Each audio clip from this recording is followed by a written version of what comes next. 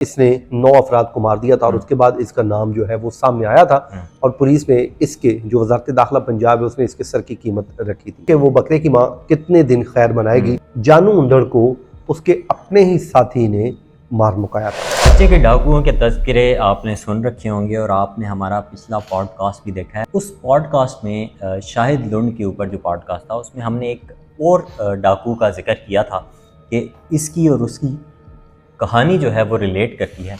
तो आज हम उसी दूसरे डाकू जिसका नाम है जानू उंदड़, उस गैंग और उस जो है और डाकू के ऊपर बात करेंगे कि उसकी क्या स्टोरी थी और उसको किस तरह पुलिस ने जो है वो इख्तिताम तक पहुंचाया और कैसे शाहिद लुंड और जो जानू उंदड़ है उसकी कहानी रिलेट करती है।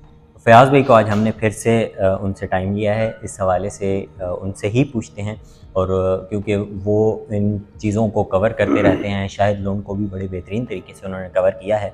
अब इस हवाले से भी जो फयाज़ भाई हैं वो आप हमें बताएं कि ये कहानी, एक तो पहले आप बताएं कि कच्चे के डाकू में डिफरेंट गैंग्स हैं या सिर्फ ये एक ही गैंग है। पहले हम सुनते रहे हैं छोटू गैंग और ये इस तरह, तो ये सब उन्हीं की शाखें हैं या फिर ये अलग अलग गैंग्स एग्जिस्ट करते हैं, और फिर इनको आप रिलेट करेंगे कि जैसे शाहिद लुंड और फिर ये अब जानू उंदड़ इसके हवाले से। देखिए, जब आप ये जितनी भी गैंग वहाँ पे पनप रही हैं और जो कच्चे का इलाका है, आपको पता है ये दरियाई इलाका है जिसमें पंजाब, बलूचिस्तान और सिंध, ये 3 एरियाज हैं और दरियाई इलाका है और वहाँ पर बड़े बड़े गन्ने के खेत भी होते हैं। तो इसकी आड़ लेकर इनको छुपना और वहाँ के भागना बड़ा आसान होता है, तो पुलिस वहाँ पर कम ही जाती है। तो इस वजह से ये वहाँ पर बड़े बड़े गैंग पनपते हैं। ये मुख्तलिफ गैंग हैं, मुख्तलिफ बरादरियाँ हैं और उसके बाद उनके आगे गैंग जिन्होंने बना रखी हैं जिनका काम है भत्ता लेना, लोगों को अगवा करना, अगवा बराए तावान के केसेस, फिर और जो बात नहीं मानता उसको कत्ल भी कर देना, इनके ऊपर ये वो तमाम केसेस हैं। लेकिन वो कहते हैं कि वो बकरे की माँ कितने दिन खैर मनाएगी, एक ना एक दिन ये पुलिस के हत्थे चढ़ जाते हैं और पुलिस या तो इनको पकड़ लेती है और उनका जो कानून के मुताबिक है, या फिर ये पुलिस मुकाबलों में मारे जाते हैं और अगर ना मारे जाएं तो फिर ये अपने ही साथियों की फायरिंग से मारे जाते हैं, क्योंकि इनके जो मुफादात हैं वो मुफादात सिर्फ पैसे की हद तक है, इसके अलावा इनका आपस में कोई ताल्लुक नहीं। शाहिद लुंड को आप देख लीजिए, उसको जो मारने वाला शख्स है उसका करीबी साथी था, लेकिन जब उसने अपनी लाइन तब्दील की तो वो पुलिस के साथ मिल गया और उसने अपने हाथों से शाहिद लुंड को खत्म कर दिया। इसी तरह जानू उंदड़ की जो कहानी है वो भी उसी से मिलती जुलती है और सिर्फ डिफरेंस यहाँ पर यह है कि जानू उंदड़ को मारने वाला उस्मान जो था वो अपने दूसरे डाकू साथियों की फायरिंग से मारा गया था, लेकिन यहाँ पर शाहिद लुंड को मारने वाला जो शख्स है वो बच निकलने में कामयाब हुआ था। 2021 में आपको याद होगा जानू उंदड़ जो इसने 9 अफराद को मार दिया था और उसके बाद इसका नाम जो है वो सामने आया था और पुलिस ने इसके जो वजारत दाखिला पंजाब है उसने इसके सर की कीमत रखी थी।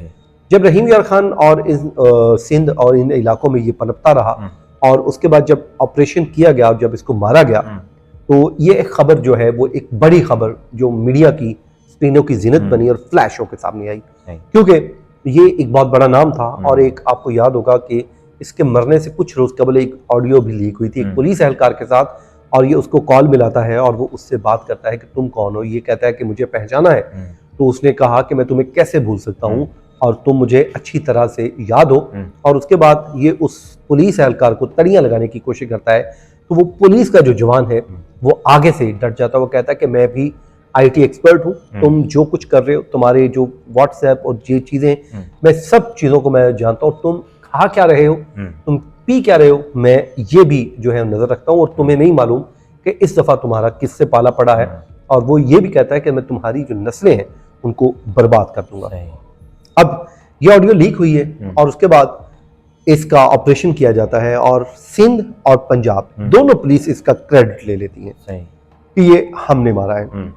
लेकिन जब ये बात खुलती है, इस पे BBC ने उस पर स्टोरी भी की थी और उस पर उन्होंने एक पुलिस एहलकार जो आला अफसर हैं उनसे बात की और उन्होंने अपना नाम जाहिर ना करने के बाद की शर्त पर ये बताया था कि जानू उंदड़ को उसके अपने ही साथी ने मार मुकाया था। अच्छा। अब उसका जो साथी है वो उसका हिस्सेदार था, वो उसके साथ होता था।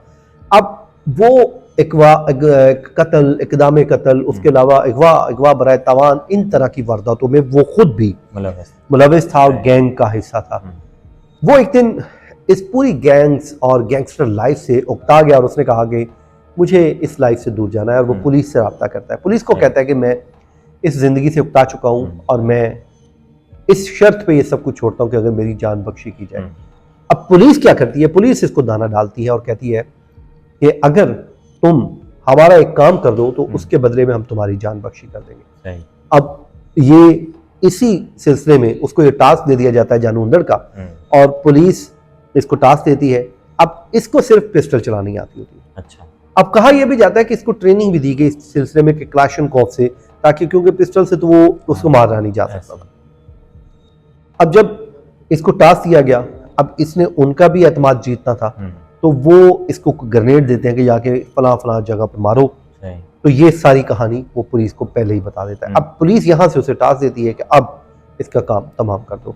ये रात को उनको इकट्ठा करता है, इकट्ठा करने के बाद वहां पर उन्हीं की क्लाशन को उठाता है और फायरिंग करता है, फायरिंग करके उनको मार देता है और वहां से भाग निकलता है। अब पुलिस इसको लोकेशन की मदद से इसकी मुआवनत कर रही होती है कि अब यहाँ से तुमने बाहर निकलना है, लेकिन ये रास्ता भटक जाता है, रात का वक्त होता है, तो उसके जो साथी डाकू हैं जानू लड़के, उन्हें मालूम हो जाता है और वो फायरिंग करके इसको भी मार देते हैं।